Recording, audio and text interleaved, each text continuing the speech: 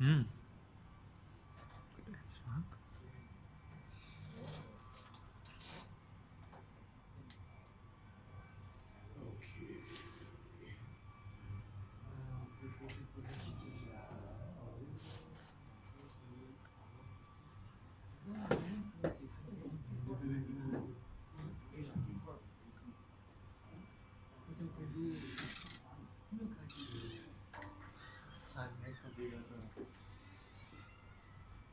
Where's everybody today?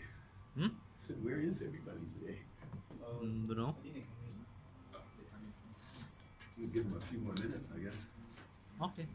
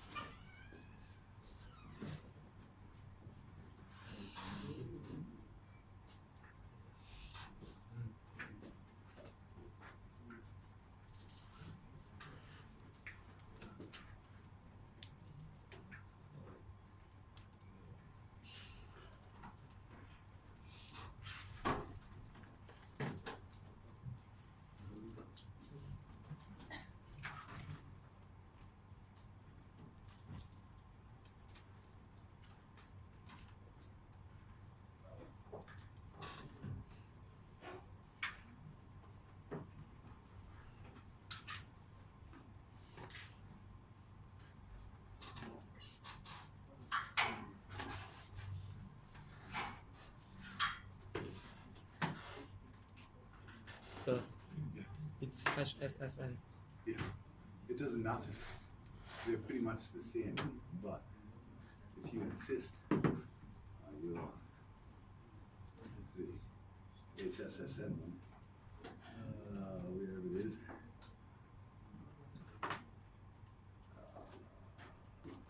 Just need to get a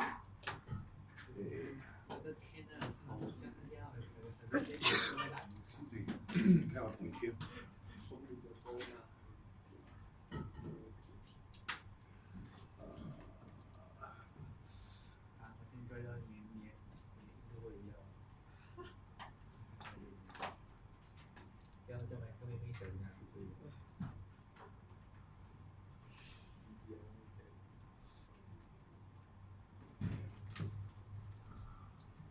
Okay,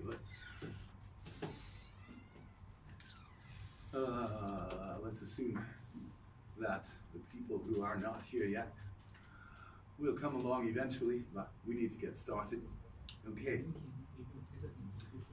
What we need to do today is we need to do that little bit of configuration on our web server so that we can use Squirrel Mail, okay, to send and receive mail. When it sends the mail, it goes through postfix on the gateway, and then it transfers over to postfix on the mail host, and then it goes to Dovecot for local delivery, and Squirrel Mail will contact Dovecot directly to get to the mailboxes that we put some mail in last week. Okay? Now, before we go on with the configuration, I just want to briefly make sure that we have a common foundation in understanding how web servers work. Ooh, where'd it go? That's what I wanted. Okay? So, since the earliest days of the internet, which means certainly since the earliest days of the World Wide Web, which means 1992, okay, web servers have been essentially very simple software, okay? All they do is get a request in from the web browser and try to answer that request. First thing they look at is they look at their local pages. If they can't find it in their local pages, then they will hand it off to some kind of other application. Okay, that's called CGI for Common Gateway Interface. And those CGIs can do pretty much whatever kind of processing they want, but what they do at the end of their processing is they send back a web page in HTML that the web server passes back to the browser, okay, and the browser treats that as a compound document, okay, all of that HTML code and instructions, and then displays it on the screen for us. Has anybody done any web programming? Know what it looks like? Let's take a look then, because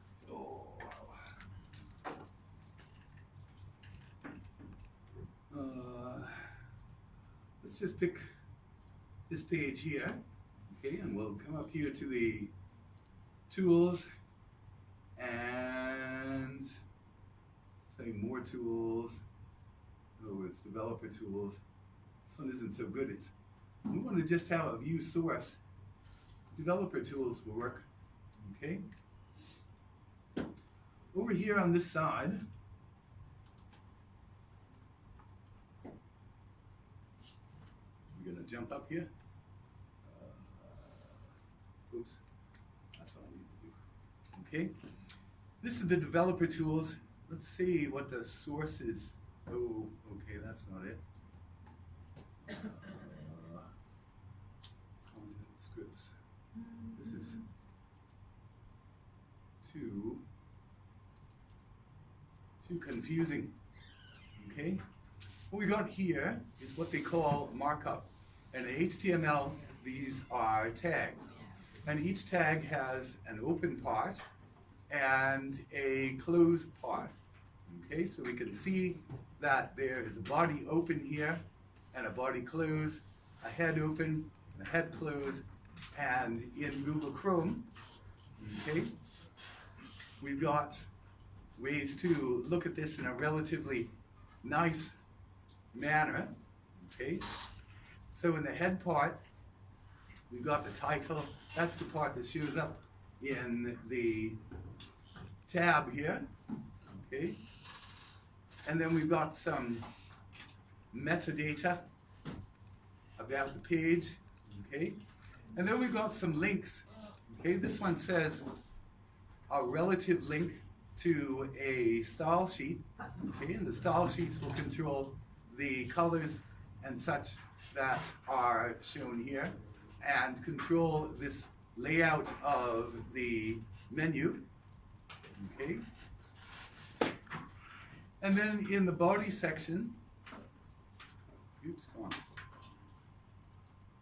Let's go back here, head, and in the body section, we've got a div, which is the CSS, okay? Left column, right column, content wrapper, content column, inner tube, and you can see that we've got the font sizes and we can make tables, okay? And all of the text that is shown on the page, okay? Now, what am I looking for here? I'm looking for this image, okay? Hard to see here. Let me just see if it's inside this table.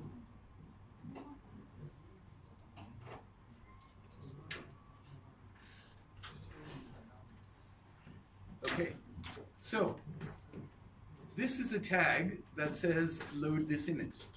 Okay, so every time the browser sees a tag like this that says load this image, it sends another request to the web server to get this separate file and bring it back. And then the web server combines all of these things, the web browser combines all of these things together into a compound document, okay? That's what we display on the screen. So this one, actually, I don't think this one uses any CGI, okay, but let's run this down here again, okay. So we can control all of this, and again, most of this is easier to do with a memory application security, with a proper IDE or development environment, okay, so that you can control all of the look and feel of your document in a fine-grained manner, okay. What our TinyNet does, okay, is again the web client, our browser, okay, we're gonna get a page from the web server that is the Squirrel Mail page, okay, and it's gonna have a bunch of links on it to contact the other servers that are involved here in getting our mail from writing it to sending it to getting it delivered and picking it up. Okay? So in order to do that, we need to make a couple of configuration changes. Okay? And that was in the other PowerPoint. Hang on a second. Oops. We're going to look, our web server is called Monkey, and the reason we use it is because the configuration file is very small, but it's got all of the most important features that other web servers do. Light HTTPD, okay, is preferred by many. This was made by the people at YouTube. That's their web server, and a lot of people like it because it's smaller and faster and a bit simpler, okay. Apache is by far the most popular web server, and it has tons of configuration options that you can use for Apache to manage your website, and it's got a lot of features that cater to e-commerce in particular. All three of these are open source, but then again, there's always Microsoft's IIS, Internet Information Server, okay, that only runs on Windows systems. But again, it's going to have all of the same sorts of features as the other two do. Okay, so what we need to do is we need to just make a few small configuration changes here in the Squirrel Mail setup, in our Monkey web server setup, so that Squirrel Mail will run for us and give us access to our mailboxes. On the TinyNet website, we are in the configure webmail, okay, got this put up too far, I think. Maybe not enough. Yeah, can't get this right somehow. Anyway, go to this configure webmail one, okay, and there's two things that we can do. But we're going to focus here on Squirrel Mail, and then by next week, okay, I think we're going to might save port 587 for next week. Otherwise, we can get to it this week, okay? Because next week we'll set up the S-tunnel, okay? And once we have S-tunnel set up, we'll have the base system for the assignment, and we'll move forward from there, okay? So let's go to this, configure the webmail section here, okay? Extremely important, that's all good. Okay, now there's a long story here about what we had to do to set up PHP, okay? PHP was the programming language for CGI from the late 90s right on through the turn of the century, right up to about 5 years ago. PHP was the language for doing CGI programs. Our whole web space, Moodle, is written in PHP. Lots of big sophisticated applications in PHP. But in these modern times, PHP is kind of getting left behind in favor of what they call server-side JavaScript and Python. Okay, so if you've got a chance, some spare time, you want to do some web programming, by all means, take it up. But my first choice would be JavaScript for server-side and client-side web programming. Second choice, definitely Python, because Python is actually for you people, I would say Python is probably your first choice, because when you get into ethical hacking and malicious software and security programming, you're going to find that a lot of those tools are written in Python. And if you get accustomed to the Python language and the Python IDE, you're going to be able to move farther faster, okay, when it comes to working in security and forensics and using tools like Metasploit. Okay, and also as I say, will serve you well if you want to do some web programming, okay, to make some of these CGI applications. But that being said, okay, just a little note here on how we configured PHP for Squirrel Mail and this other application called PHP LDAP admin. I'll talk about LDAP. Sorry, we'll talk about LDAP a little bit later, okay, because of our perspective for this class, okay. It wasn't too bad to set it up, just going through the process here, okay, but if you're looking at the scripts, okay, the PHP scripts, the one thing that's weird about PHP is that you can use all kinds of ways to put comments in, okay? You can use the shell script style hash there. You can use the C style // or // to enclose a block, and you can use the JavaScript C++ style // to put the comments in. So when you look at PHP code, you're going to see all three of those mixed into the same chunk sometimes. It just makes it a little bit weird to keep track of.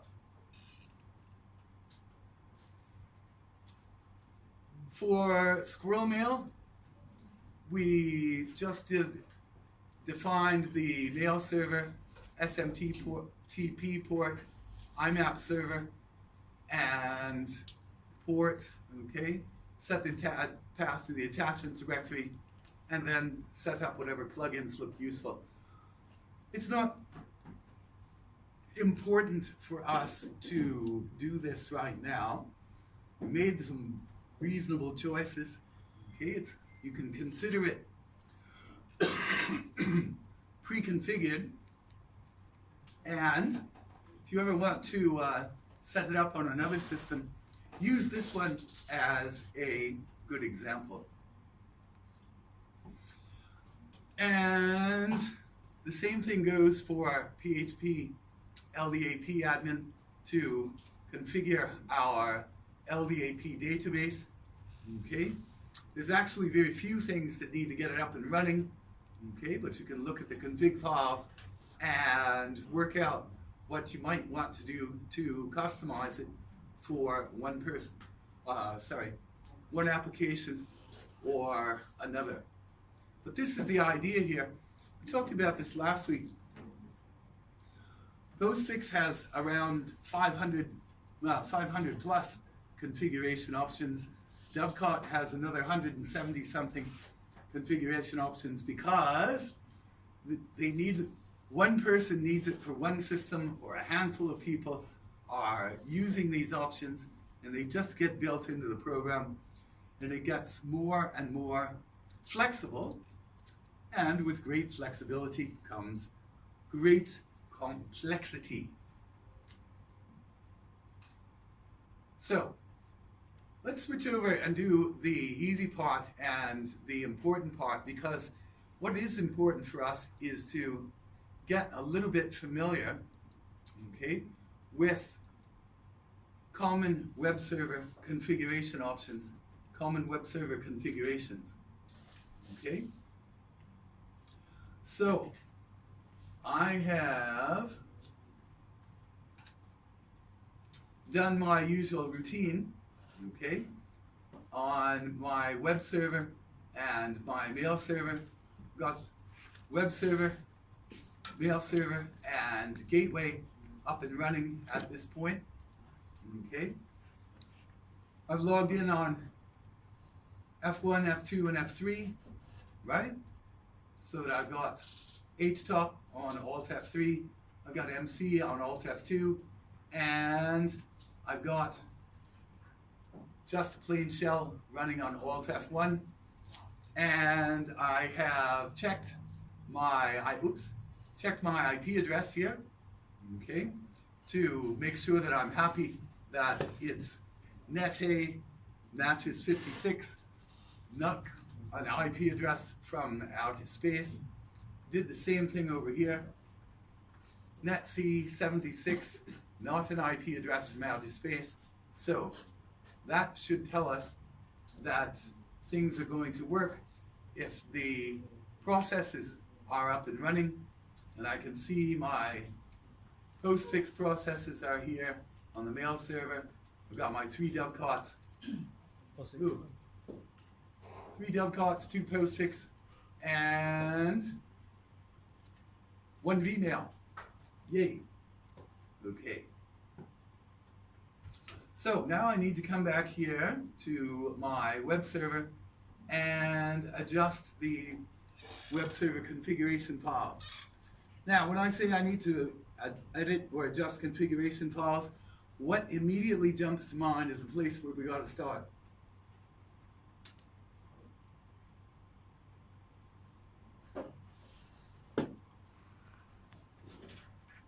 Oh, come on, what's our favorite place in the file system? etc, yeah. That's where we would expect to find our monkey configuration files. We've got one here that's called httpd, but that's just got the PHP files in it. That's no good. Okay. And then we've got another PHP here that's empty. Oh, we got a screwy setup for this web server, and I don't know why, but we're just gonna live with it for now because the source code for this version is too hard to find. The actual configuration files, as it points out in the on the web page here, is user monkey.conf, and will also be in var monkey. So non-standard configuration, it happens sometimes. We're just going to have to live with it. On one side here, I'm going to get to user monkey, and on the other side here, I'm going to get to var monkey. Okay. var monkey has htdocs here. Okay, if we look at this, we've got a test.pl here. Let's look inside here. What do we see? What is this first line? Oop. Sorry, I keep messing this up. I want to stop using this mouse. Okay. This is a good example of a CGI program. What does this line up here mean?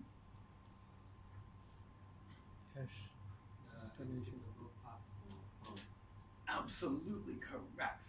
Star. Okay. The hash bang has to be the very, very first characters in the file, no white space in front of it. And then comes the path to the executable that will read through this file and interpret all of these as commands. Okay? So these are comments. This one uses a programming language called Perl. And, well, before PHP, everybody loved Perl. And Perl, as far as I'm concerned, is your worst nightmare when it comes to programming languages. Its syntax is screwy. There's 10 ways to do anything, and I would avoid it. I personally avoid it at all possible costs and recommend that you do as well. But this is an example of what a CGI program does, okay, is that it prints out the HTML tags, okay, so that this can get pushed back to the web server. Okay, so here it sets up some headings, puts out a form, okay, has a couple of lists here, okay, and then it goes down and does a little bit more processing in its form, okay? Then it processes some data, it reads its environment variables, okay? And saves them and prints them all out, right? So it prints that out and the web server passes it back and displays it. Now, we don't have Perl on our TinyNet machines because it's too fat. But that's just part of the standard distribution, so we left it there. This one, htdocs, is the local file store. Okay, this is where Monkey by default stores its files. There's an index.php. Okay, we look in there. Oh, it says your PHP piece. Hey, that's not nice. Okay. Anyway, okay, this is the default space where Monkey stores its images and its documents. Okay, which is almost standard. It's getting to be quite common, okay, to find the default store for web pages in the var directory, okay? And we'll find that Squirrel Mail and PHP LDA admin are actually storing all of their files down here in var www. Okay, so we've got webmail attachments. There's the Squirrel Mail, all the Squirrel Mail code. Okay, and all the code. That's PHP's internal use only. All the code for LDAP admin. Okay, with its documentation, etc. Well, you notice here, this one also has a htdocs, and look at that, they're all PHP.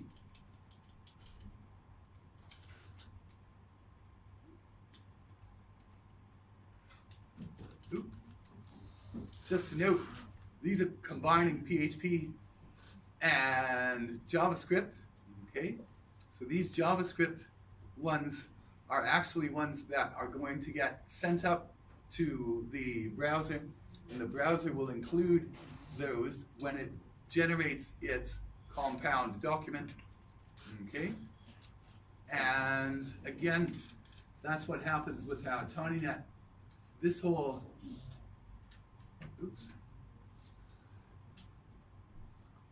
the whole purple side, the whole purple menu on here, okay, is all done with JavaScript, okay, that the browser displays and interprets. So let's back up to where we were before for a second. Monkey, okay? We shift over to user monkey. Now why and how the configuration files got here, I have no idea. But as I say, the source code for this version is a little tough to find, okay? So what we want to do is, there's a modules.conf here, okay?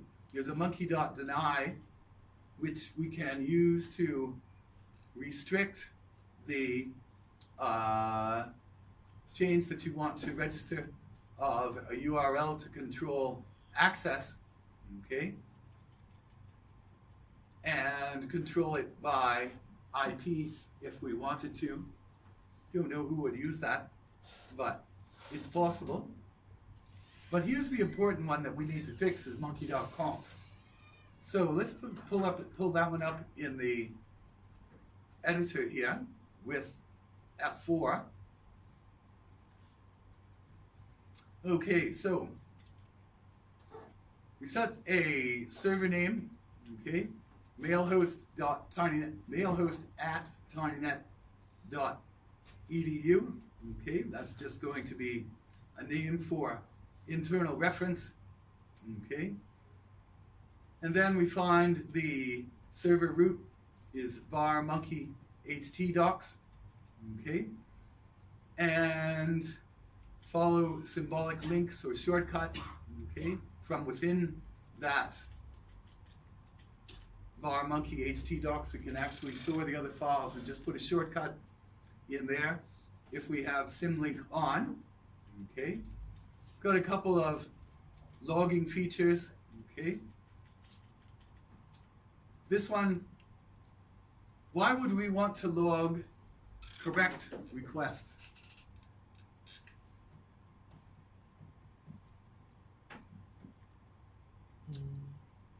Because advertisers pay per view. They pay for screen images, okay? So when people hit the page, then the advertising thing ticks over and they pay us by the hit, okay? But we've redirected, okay? Where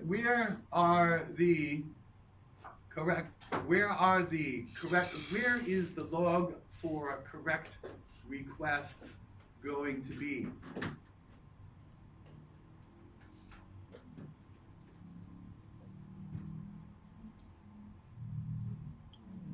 Got two access log directives there. Which one takes control?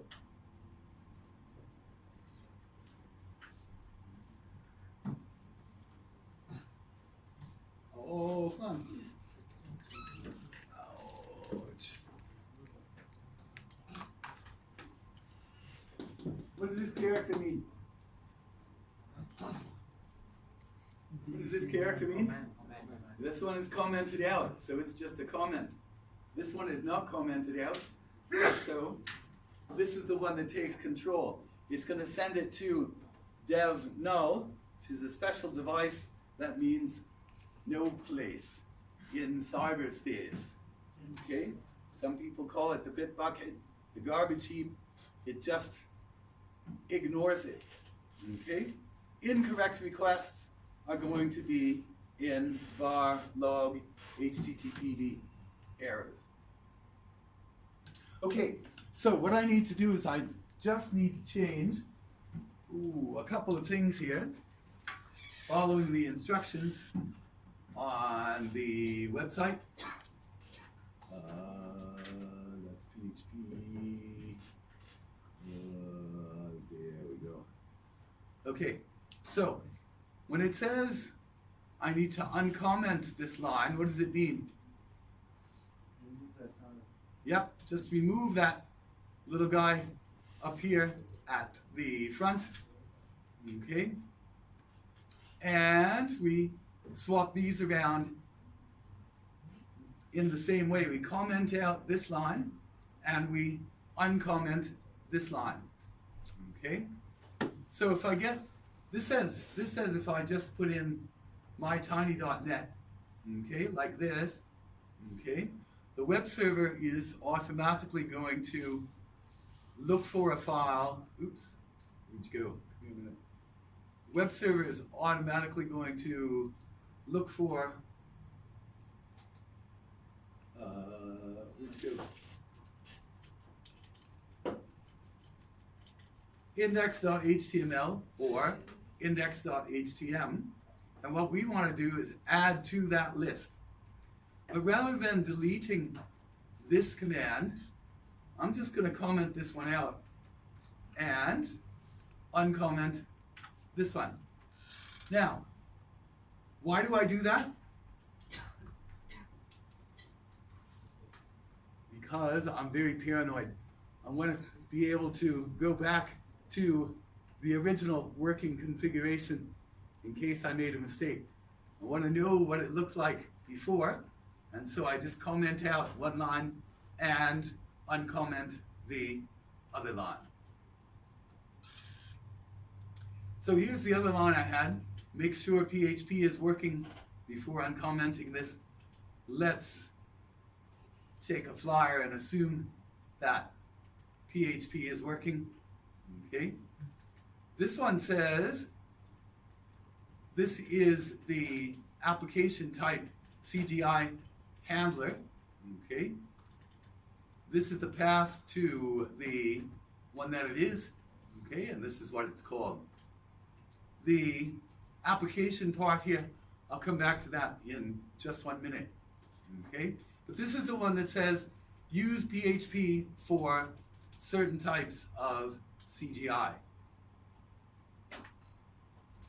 Okay? Now, there are, I think we'll go ahead.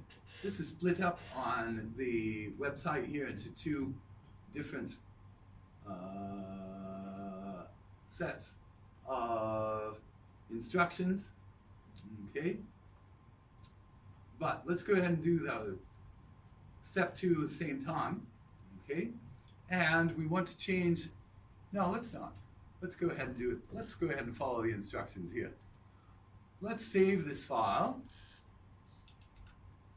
with F2.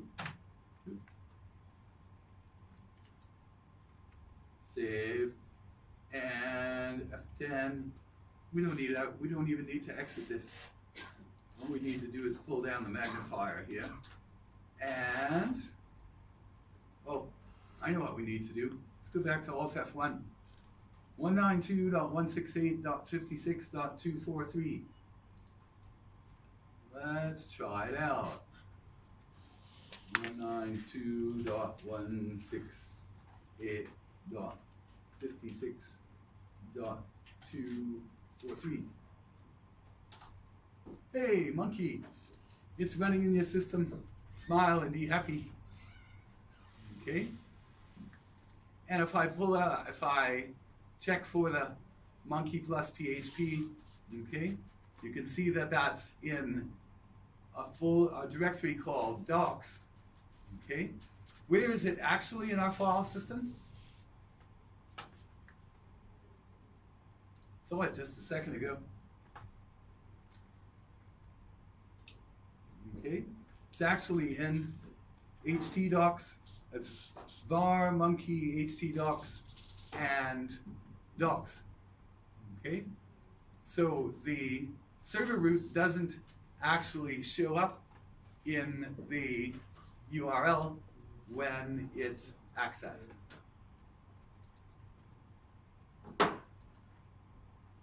Okay, so let's see if this one works.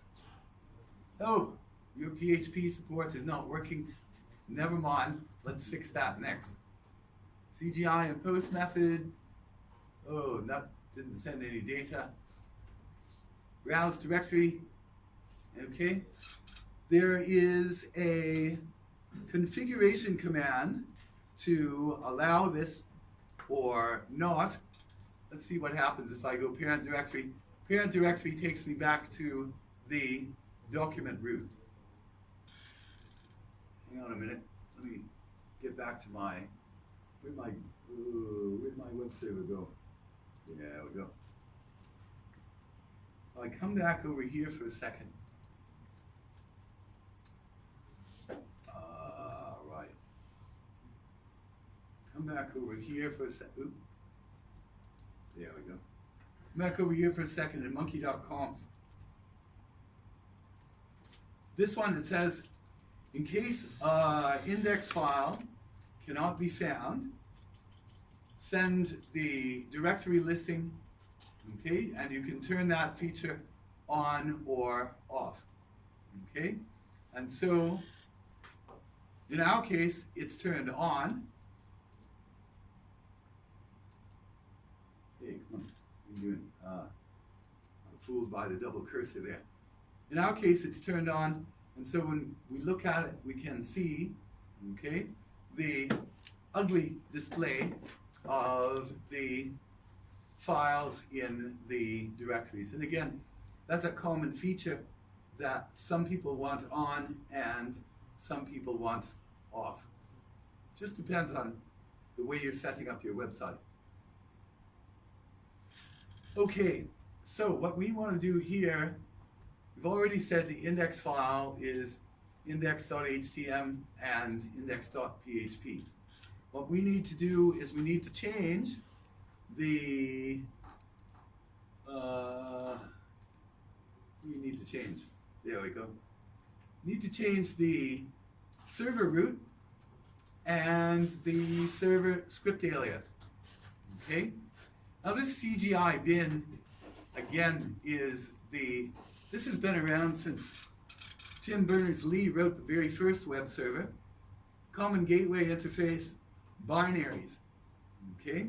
And for some reason, I don't know, some historical significance or whatever, it's always showing up in all of the web servers as CGI minus bin, okay? So we usually change it to a different one just because this one is ugly and nobody knows what it means. So let's go back to our web server here, okay, and find that document root directory. Server root, that's what I want. It's called document root in Apache. Now, I want to do the same thing I did before, but I do want to save myself some typing. So in the MC editor, okay, you look down at the bottom and you see that F3 says mark, okay? F5 is copy, F6 is move, okay? F8 is delete. So normally what we would do, right, is with this was Notepad, we would just use the mouse and highlight and then right click to copy and right click to paste, right? Almost the same here, we just use F3 and you can see up in the top row there, it says it's got a B there. And use the arrow key to move over, okay, to the end down here. And I press F3 again to close that block. Now I can touch enter and F5, and I've got a copy of it. The weird thing is you have to touch F3 real quickly, touch F3 twice now to get rid of that highlight. So now I just comment this one out and make this one bar. Okay. No trailing thing on the end on this one. So I changed the server root to var www, F2 to save, and then I changed the script alias from CGI bin to var www again. Okay, so never mind. Let's try that same trick again.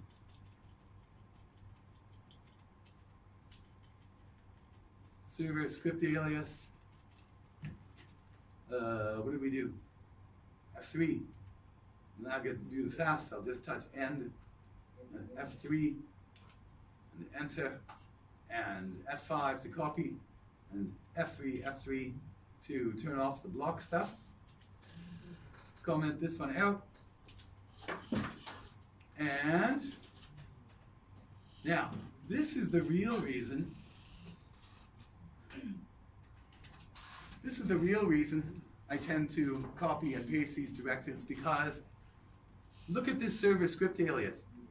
Okay? It has a, server script alias has a trailing slash on the path, and server root has no trailing slash on the path. Why is that? Nobody knows. Okay? But if you leave the original one there instead of changing it, you don't have to worry about what was it before. Did it have one of those or did it not? Am I supposed to have that there or no? Okay, so let's save this one. Save, and then we'll exit the editor. Now what we need to do, the running process, the running web server, doesn't know that we changed the configuration file. So we're going to have to stop and restart the web server, okay, in order to make it reread the configuration file for the new stuff. So I shift over to my htop. I find my monkey process, Okay? And if I just touch enter, oops, don't need to just touch enter. I need to touch F9. Kill the monkey. F9, kill the monkey. Okay, when you touch F9, you get a whole lot of signals here. Okay, there's actually 32 signals that can be used. Okay, and depending on the program and the programmers and the documentation, there are different ways to use these signals to get different behaviors out of applications. XINetD is one that uses a lot of signals, or listens for a lot of signals to do different things. But SIGTERM is the default one, and that one is one that pretty much everyone responds to the same way, is that they gracefully shut down their processes. SIGKILL is another one that everybody responds to. It's more like panic abort. Okay? So normally SIGTERM is all we need. So we just touch enter there, and the monkey process disappears. The operating system cut it off. Now let's go back to our Alt F1 here, and restart monkey as above, which is user spin monkey minus big B.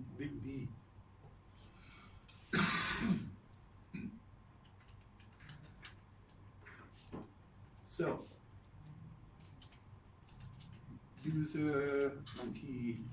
Is that what it said? Didn't say user. It said user spin.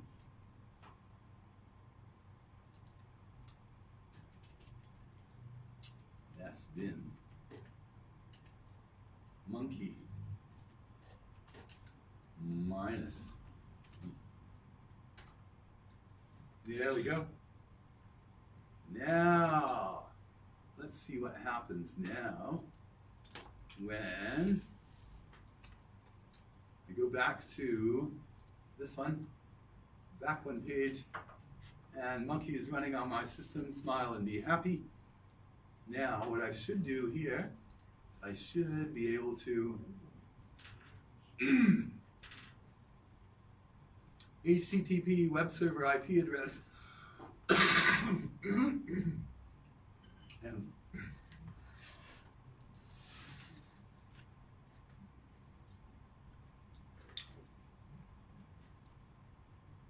Squirrel Mail. Where'd you go?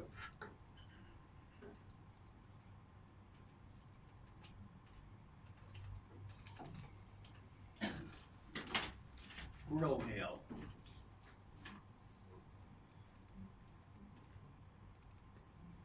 Woohoo! Webmail for nuts, whatever that means. Okay? And when I did,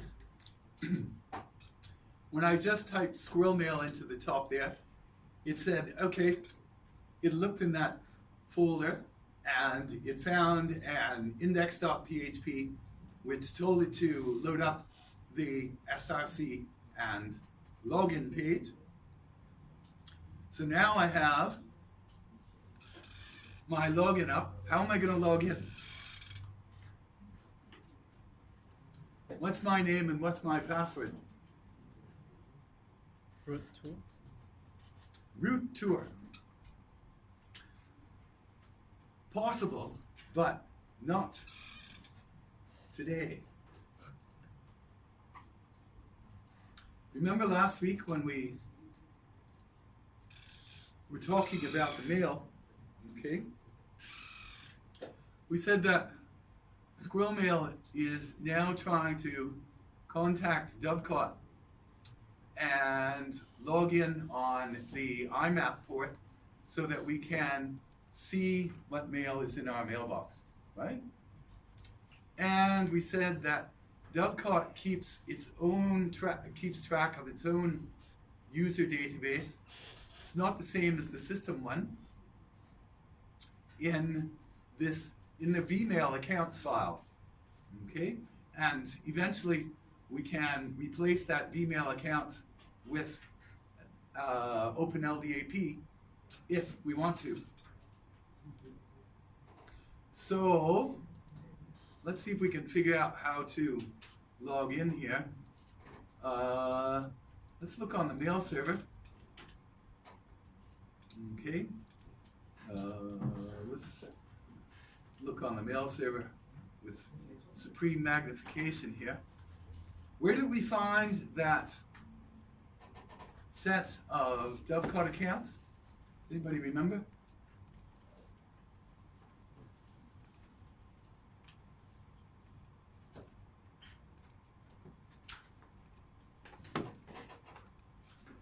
Well, how do we remind ourselves if we can remember?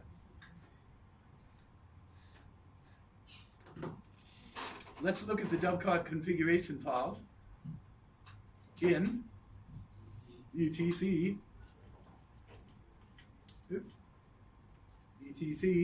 and Dovecot. And dovecot.conf, let's give it a quick F3. Password file equals home vmail mail minus pwd. So go to home vmail mail minus pwd and give that a quick F3. And what did we say about our setup? Okay.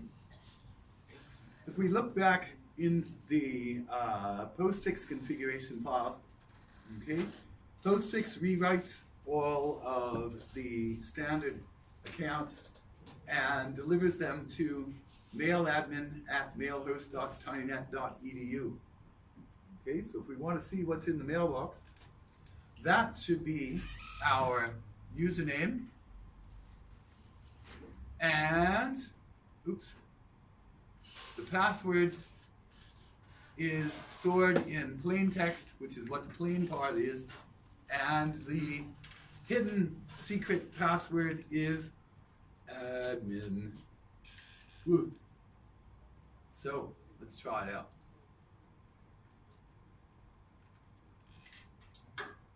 Let's try it out. Name is mail admin and password is admin. Spin, error, unknown user or password incorrect. Oh, let's go back to the login page. Let's try what?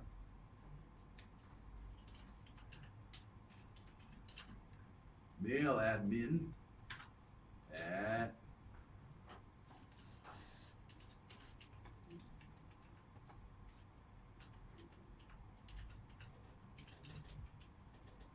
there we go. And let's try admin here.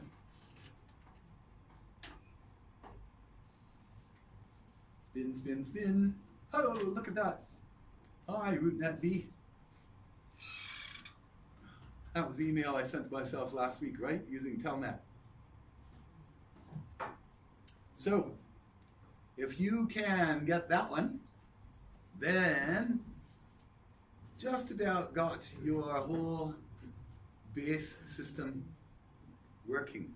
Only one more little step that we need to do to finish it off.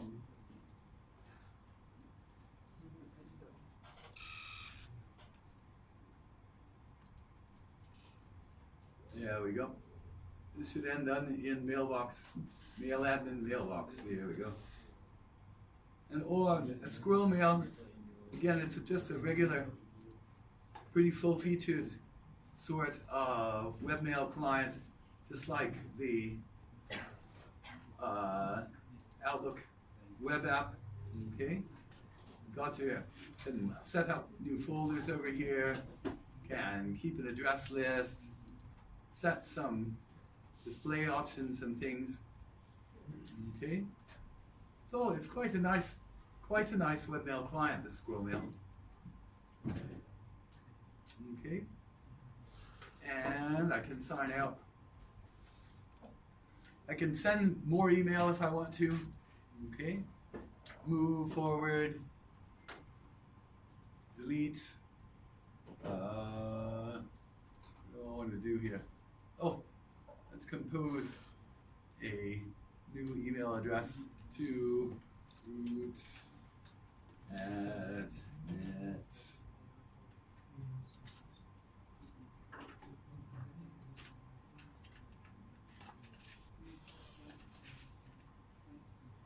And subject is where will it go?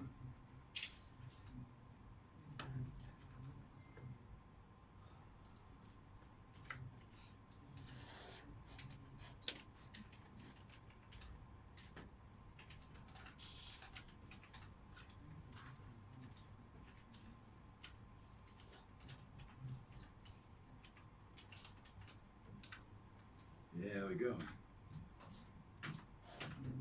Let's send it and see. Ooh. Save draft. Let's send it. See how long it takes to get it delivered.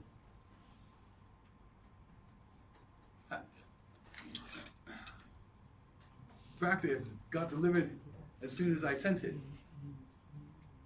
It's already there by the time it came back into Squirrel Mail.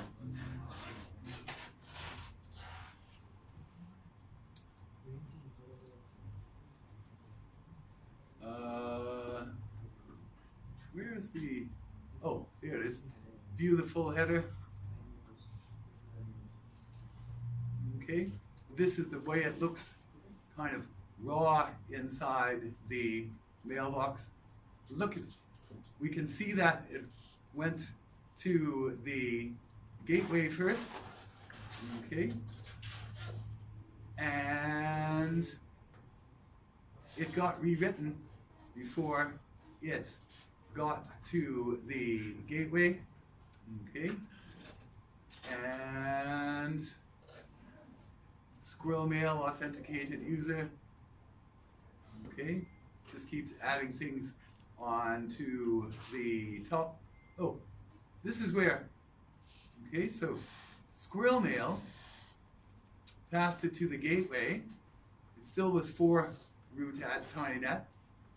And the gateway rewrote that root part to mail admin. Okay?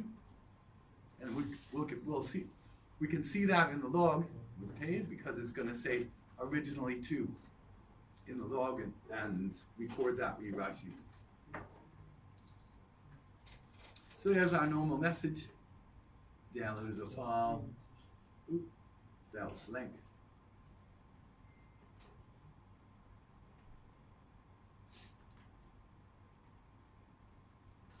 That just looks like all the headers. Oh, we saw that already. Oh, right. Okay, never mind. Okay. Everybody got their webmail up? Yeah? Sorry?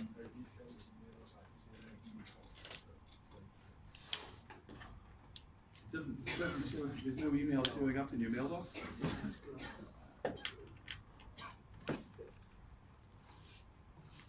You got. Wait a minute. Did you send? You just. Yeah, I just sent. You just sent another one. Okay. Then.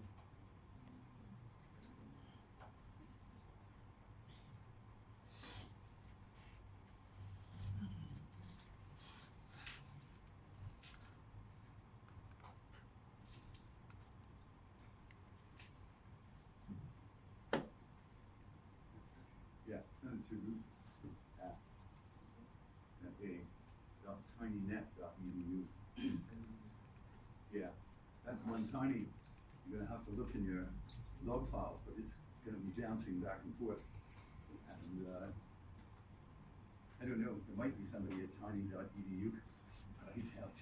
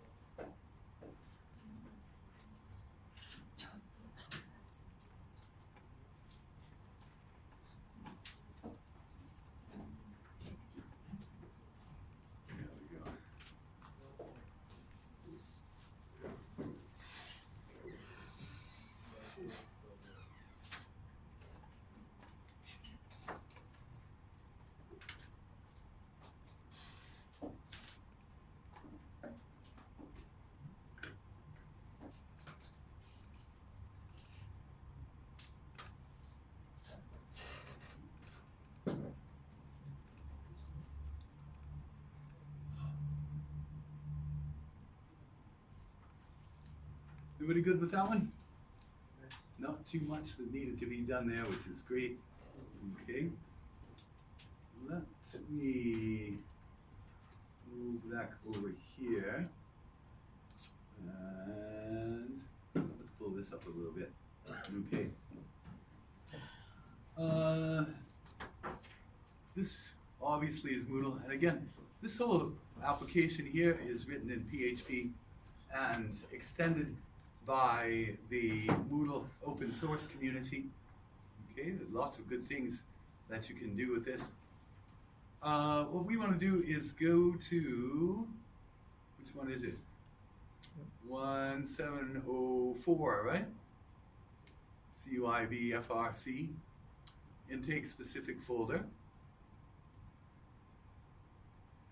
And that's where we got the group project and the exam review. We're not going to worry about the exam review just yet, but this one, group project, is the one that went to the external examiners for approval, and so it's kind of boring. This one, though, is interesting because it has a lot of tips and resources inside it.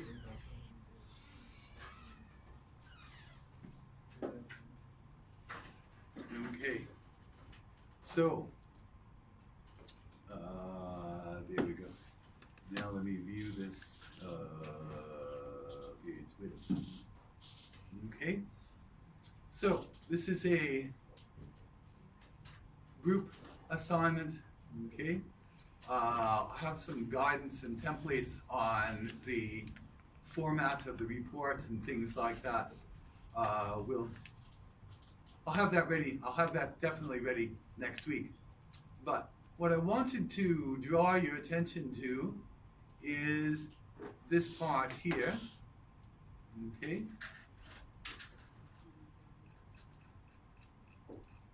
Using STunnel for communication between servers and using the mail submission port properly.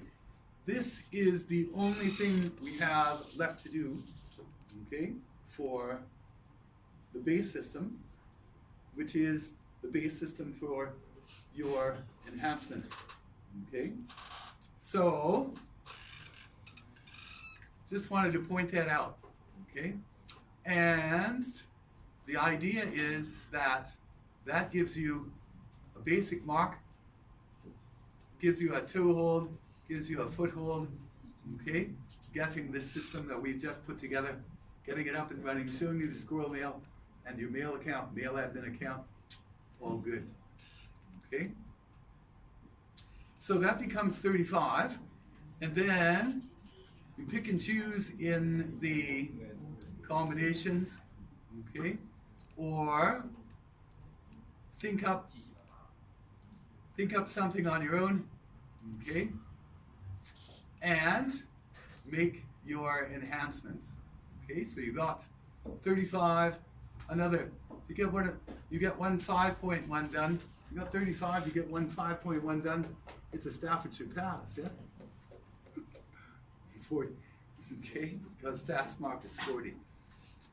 And this one is one, again, that we, it's just reconfiguring the Monkey web server a little bit, okay, for using virtual hosts. So again, there's a few 5s here, okay. SASL is explained in the page that we're going to look at in a minute. How many of these do we have? Oh, wait a minute. 1, 2, 3, 4. So there's 4 5.1s. Those are the least challenging ones. So if you do 4 5.1s and get them done, plus your 35, you got 55. Pretty good. Okay. Then there are a few 10.1s. So there's 1, 10, 20, 30, 40, 50. So you do all the 10.1s, you'll have an 85. You're HD territory already. Right? And then there's a few of the 21s here. Okay.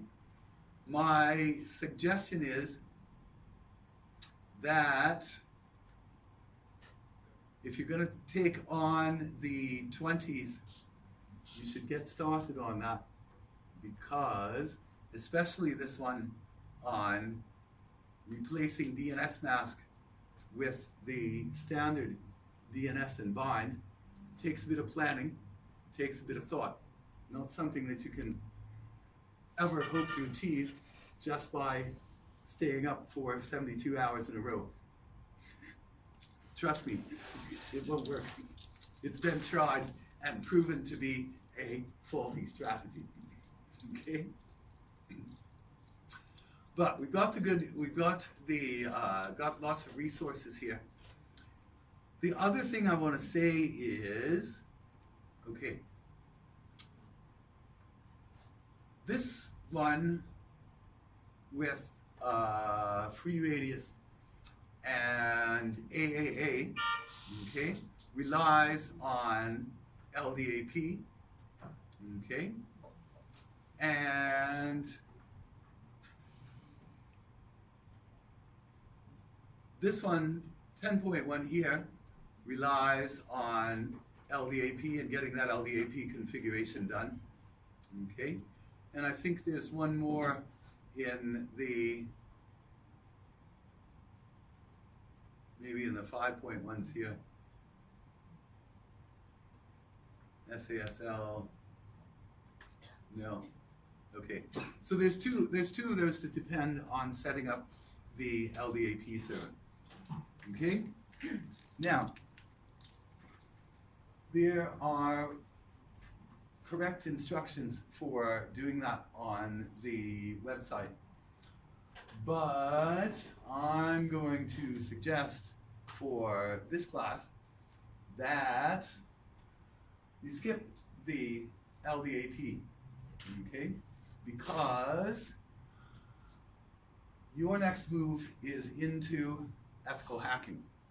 And one of the reasons that this class is here in your schedule is to give you a little bit of introduction, or give you the opportunity to introduce yourselves, get a little bit of experience with those kinds of tools that you use for penetration testing, tools that you can use for attacking this system that you have worked so hard to set up and secure. Okay? Now we've got a special section of the TinyNet site on that, and that's what's called NetR, the rogue network. The rogue network generates its own traffic constantly, so if you're watching it with Wireshark, there's always something to watch. It has, it's the place to install a couple of tools that we have. Netcat, we've got some demonstrations on that. HPing and Nmap, so that you can do packet crafting, set up customized packets, send them to customized places, control how often they go out, set up your denial of service attacks, counterattack your denial of service attacks, okay? And basically see how these things work in a working system. So, once we get to, we can do the port 587 today, or we can do it next week. After that, it's going to be semester break. And when we come back from semester break, our two things that we're going to do definitely are how to use the compiler and make files and compile your own software on the Linux systems, because that's a good thing to know. And then we're going to skip the LDAP part and dig into NetR and dig into packet filtering and firewalls. Okay? So, as you get familiar with that, okay, I don't have any scenarios worked out here. I think I've just got a couple of suggestions. Yeah. Okay. Snort is a good one. Okay, because Snort is an intrusion detection system. It's very, it's one of the most common ones, very well accepted. It's got the current versions have a huge database of attack signatures. It works like a virus scanner, yeah? Huge database of attack signatures. This one, we cut that down a little bit, okay? So that it's a lot more manageable, okay? And then you can use HPing or Netcat to craft some packets and set off the alarms, okay? And yeah, okay, this is not on the official assignment, but we can go 10, 15, 20 points on this one, depending on how far you get along, is to migrate your TinyNet or clone and reconfigure your TinyNet service as NetR service, so that you've got a webmail system running on the NetR, a different subnet with a different DHCP. Port scanning with Nmap and cache poisoning with Ettercap. Do a little bit of a run test, see how many TinyNet machines you can run. Try running your TinyNet machines and get that network NetR set up, and then put your Kali Linux virtual machine on that network and see what you can do with that. Yeah? Because there's all kinds of possibilities here, and if you have your own network like this, using a lot of little virtual machines that do one thing, you can use your Kali Linux to great efficiency, attacking across the network or counter-attacking, okay, whatever you want to do, okay? So, that is where we are headed, okay? And again, for this class, I mean, setting up the LDAP server is not that tough, because basically all you're doing is adding some more data into it to set up some different domains, and then reconfigure Dovecot and Squirrel Mail to use the LDAP as the address book rather than the Dovecot plain text account list. So that's fine, and that again gives you one more kind of server, one more protocol to listen to on your NetR, okay, as you are thinking about how to destroy the system that you've set up to be working and secure. Okay, so just start thinking about it a little bit, okay, because we've just about got this done, and we're going to change our focus from following the instructions on the website, the very detailed kind of step-by-step things that we've been doing, to things that are a little bit looser and things that are going to require a little more independent thought and research, okay, to get the configurations done. Any questions on that? Okay.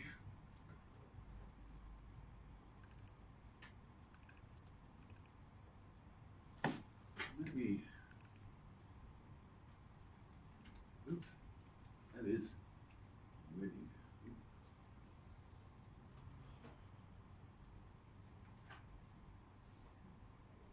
Okay. Let's see what we need to do here.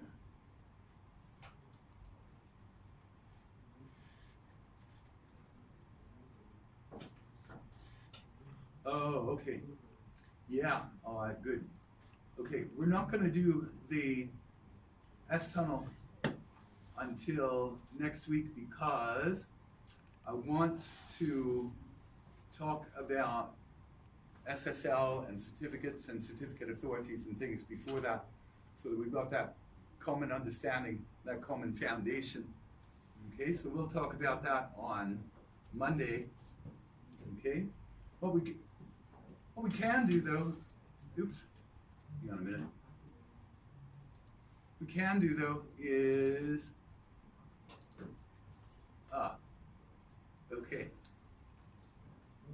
It says using the submission port 587 and SASL. SASL is one of the 5-point things on the assignment, so I'm not going to go any further than that, okay? But what we want to do is using port 587, we talked about this idea, okay, that mail transport over port 25 needs to go as smoothly and quickly as possible. But over port 587, okay, we can do all kinds of filtering. We can require encryption. We can require authentication, okay? Whatever we want to do, we should be doing it over 587 so that we're sure we have a clean stream, okay, for the port 25 traffic. So, what do we say here? Okay, port 25 may negotiate but cannot require encryption, while port 587 may require encryption, okay, and should require authentication, and port 587 should be filtering messages according to local rules about acceptable source and destination addresses, attachment size, etc., etc. Okay, so the port 25 traffic can be gone as quickly as possible. Okay, so what we want to do here is, again, there's just a couple of little changes here. One is on the mail server, change the relay host directive to point at the submission port. Okay, so any mail going out from the mail server goes to the port 587 on the gateway. Okay, same thing in Squirrel Mail. Change the SMTP port to 587. Okay, again, you can see that some of these are commented out and we will swap some of these around, okay, when we start using S-tunnel. So since we've got an S-tunnel change and a 587 change in the same file, we can do them both at the same time, or we can do them later. But it's an easy one. Let's go ahead and do it. Then we'll call it a day. What did it say on the mail server? In the postfix configuration files, which is, oops, let's pop this up a little bit. The postfix configuration files, come on, we can do it, there we go. Postfix, and what did it say? Main.cf, I think, right?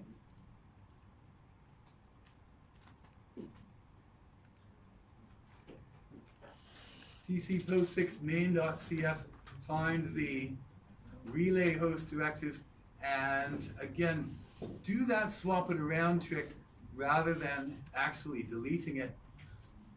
Oh, here we go. Okay. So I go down here and main.cf and edit. And these are the destinations it collects for: network addresses, relay host. Ah, look at that. How nice is that? It's actually there for us. I don't even have to use my F3 trick. All I have to do is put the comment there and uncomment that. Is that really all we needed to do? How nice is that?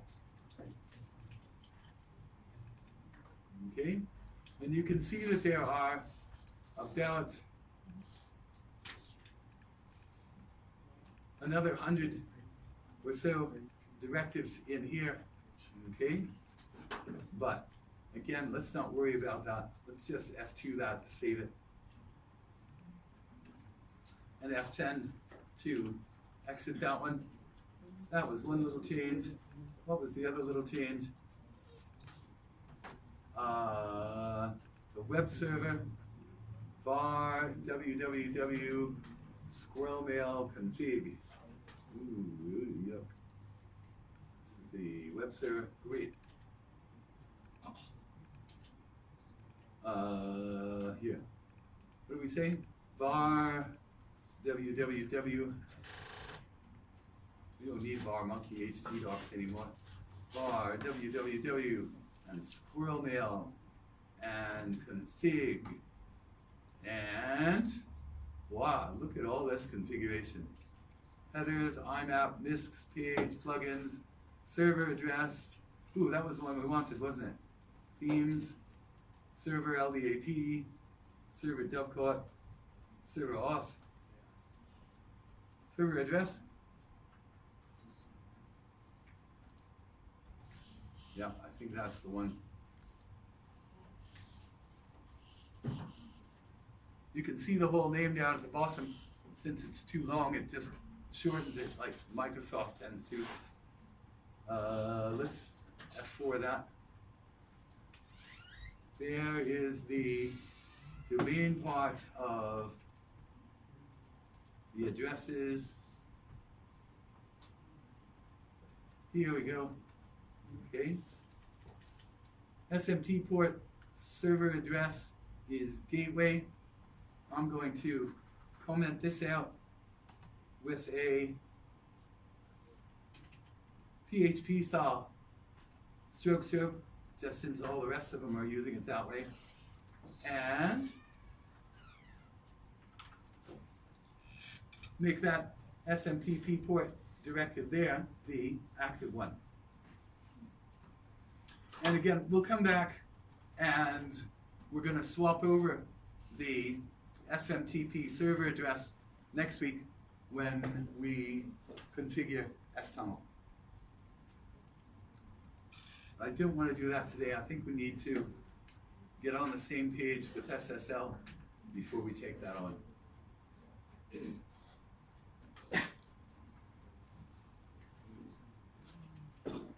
Okay, and again, those changes to postfix won't take effect until I restart my servers, okay? But I think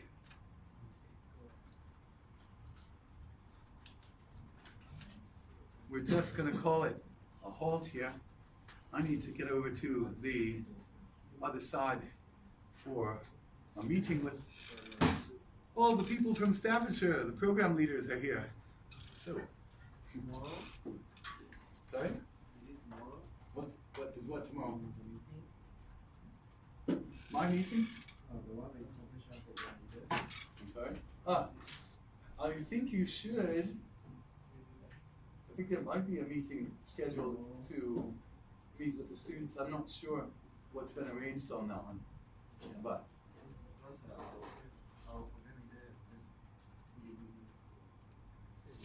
is Yeah, and it's a good chance, it's good to get to know them, it's a good chance to come and see them, tell them what's going on. Yeah, they love to have feedback. Maybe not too much. not leader. Yeah, well, just whisper.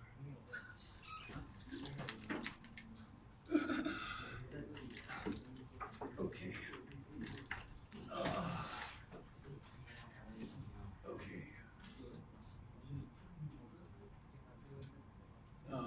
What was I doing? Okay, I'm gonna sign out of Squirrel Mail. There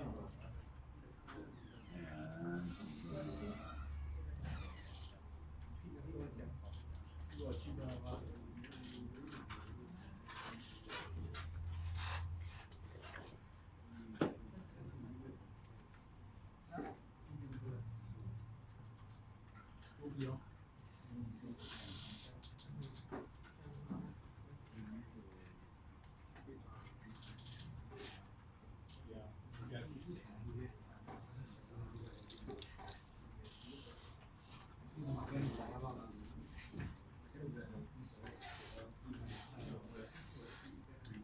There we go.